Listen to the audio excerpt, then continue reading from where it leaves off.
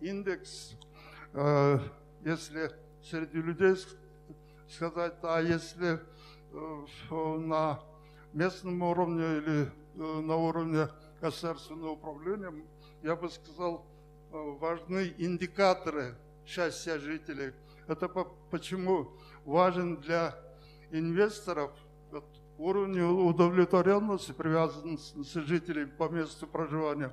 Все связано теми же вопросами, естественным освещением, наличием зеленой зоны, тишины, качеством воздуха, уровень создания среды, социальной сплоченности самих жителей, наличие удобств шаговой доступности объектов социально-культурного обеспечения, эффективности управления, или нашими словами сказать, эксплуатация, качество обслуживания жителей, чувство людей, принадлежности и наличие безопасности.